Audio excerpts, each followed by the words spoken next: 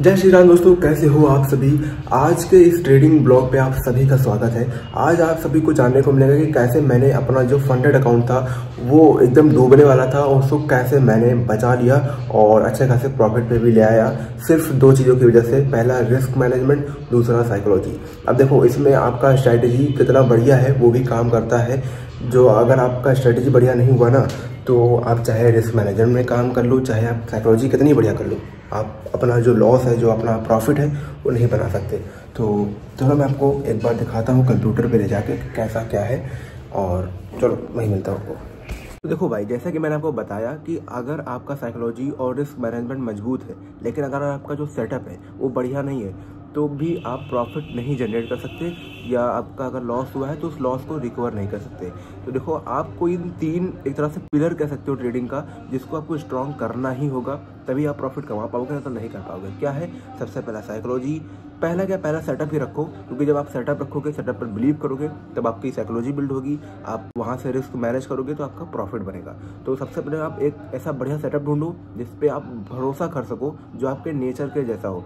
अब नेचर के जैसा मतलब जो आपको सुटेबल हो। अब जैसे कि बहुत सारे लोग 1 घंटे का टाइम फ्रेम यूज़ करते हैं ट्रेड लेने का, तो उनके पास समय होता है, उनकी आदत होती है कि हाँ वो देर तक कंप्यूटर के सामने बैठ सकते हैं। मैं आपको खुद का बताता हूँ, आप अच्छे से समझ पाओगे। देखो, मैं 4 घंटा और 1 घंटा का टाइम फ्रेम पे ट्रेड करता था आज से 1.5-2 महीना पहले, जिसकी वजह से मेरा जो फंडिंग अकाउंट था उसमें लॉस हो गया था। अब मेरे साथ क्या दिक्कत है कि मैं ज़्यादा देर तक बैठ नहीं सकता, मुझे रिजल्ट चाहिए तुरंत। अब जैसे कि मैंने अभी ट्रेड लिया, लेट्स सपोज गोल्ड में कॉल की तरफ एक ट्रेड मैंने लिया। अब 1 घंटा 1.5 घंटा हो गया, अब मुझे रिजल्ट चाहिए कि अब या तो लॉस हो जाए या ब्रेक इवन, मतलब ब्रेक इवन बनाओ, लॉस हो जाए या तो फिर प्रॉफिट हो जाए भाई, ठीक है। मुझे उस ज़्यादा देर तक बैठने की आदत नहीं है। लेकिन उसमें क्या होता कि अब 1 घंटे का 4 घंटे का टाइम फ्रेम है, तो मेरे जो एसएल होते थे वो भी बड़े होते थे, टारगेट होते थे वो भी बड़े होते थे। तो होता क्या था कि जब मैं 2 घंटे 3 घंटे बाद चार्ट खोलता था कि क्या चल रहा है, देखें लॉस हुआ है प्रॉफिट हो रहा है, तो वहाँ दिखता था कि अभी भी ब्रेक इवन पर ही है, या फिर लॉस हो रहा है, या प्रॉफिट चल रहा है अभी। तो मेरे साइकोलॉजी के हिसाब से वो मेरे फिट नहीं बैठ रहा था, इसलिए मैंने फिर एक नया सेटअप खुद के लिए बनाया।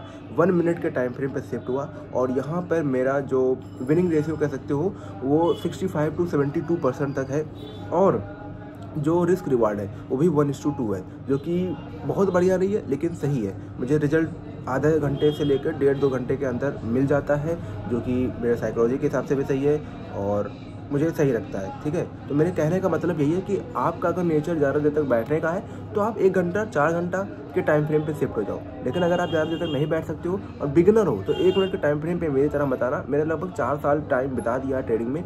अगर आप बिगिनर हो और आप भी मेरी तरह ज़्यादा देर तक नहीं बैठ पाते हो, तो आपको 15 मिनट या 5 मिनट से नीचे का टाइम फ्रेम नहीं देखना है, ठीक है। जब आपको 6 महीने 1 साल हो जाए, उसके बाद अगर आपको लगता है कि और भी छोटे टाइम फ्रेम पे, तो आप 1 मिनट पे आ सकते हो, नहीं तो 5 मिनट और 15 मिनट सही है, ठीक है। और अगर आपको 2-3 साल 1 साल हो चुके हैं, आपको प्रॉफिट नहीं हो रहा है, आपको लॉसेस हो रहे हैं, तो भाई साहब आप 1 मिनट या 5 मिनट का टाइम फ्रेम यूज़ करके देख सकते हो, काफ़ी अच्छा रिजल्ट मिलेगा। लेकिन सेटअप जो यूज़ करना, वो ऐसा सेट करना जो 1:2 उससे ज़्यादा हो, और विनिंग रेशियो भी 60 से ज़्यादा ही हो या 60 हो तो ठीक रहेगा, ठीक है। मैं आपको कल रात में 3 ट्रेड लिया था न्यूयॉर्क सेशन के टाइम। मैं मोस्टली ट्रेड जो करता हूँ वो न्यूयॉर्क सेशन के टाइम पर ही करता हूँ, ठीक है। तो चलो मैं आपको दिखाता हूँ। तो यहाँ पर आप देखोगे, तो मैंने जब न्यूयॉर्क मार्केट खुला था, तो यहाँ पे बज रहे थे 10 बज के साढ़े दस बजे के आसपास मैंने यहाँ पे एक ट्रेड लिया था। आप देख सकते हो, बहुत ही बढ़िया एक ब्रेकआउट हुआ था। मैंने यहाँ पे ट्रेड बनाया, और जो हमारा टारगेट है वो 1:2 बुक हो गया। वैसे 1:2 से ज़्यादा ही गया नीचे, लेकिन मैंने बुक कर लिया था। उसके बाद यहाँ पर आप जाओगे, तो यहाँ पर भी एक बहुत बढ़िया डबल टॉप बॉटम ब्रेकआउट हुआ था।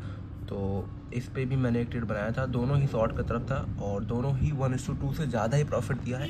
लेकिन इसमें मेरा हुआ क्या था कि 1:2 का मैंने टारगेट लगा कर रखा था। मैं जो टारगेट है और जो एसएल है वो सिस्टम पे लगा के ही रखता हूँ, ठीक है। लेकिन हुआ क्या कि मैंने चार्ट में जब भी ट्रेड लेता हूँ 1 मिनट का, तो बहुत ज़्यादा समय लगता नहीं, इसलिए चार्ट खोल के ही रखता हूँ, ठीक है। तो यहाँ पर देखा तो 1:9 लगभग आप देखोगे तो 1:1.96 के आसपास था। तो मुझे प्रॉफिट सही लग रहा था, तो बुक कर लिया। फिलहाल अगर मैं वेट करता तो 1:2 तो मेरा बुक हो ही जाता, और उससे ज़्यादा ही बुक होता। अगर 1:3 तक भी ये हो सकता था, हाँ 1:3.28 तक। लेकिन भाई देखो क्या है ना, मैं 1:2 तक ही खुश रहता हूँ।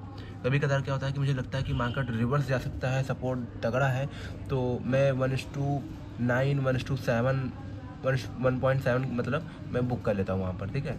तो ये आप तभी कर पाओगे जब आप थोड़ा सा समय बिताओगे चार्ट में, तो आपको खुद ही पता चल जाएगा कि हो सकता है यहाँ से मार्केट रिवर्स हो जाए और हमें बुक कर लेना चाहिए। और वैसे भी 1:1 से ज़्यादा ही मिल रहा होता है, तो हम कभी कभार बुक भी करना सही रहता है। लॉस से तो अच्छा ही है या ब्रेक इवन से अच्छा ही है, ठीक है। बाकी आप लोग भी इन 3 चीज़ों पे काम करो, आपको पक्का प्रॉफिट होगा।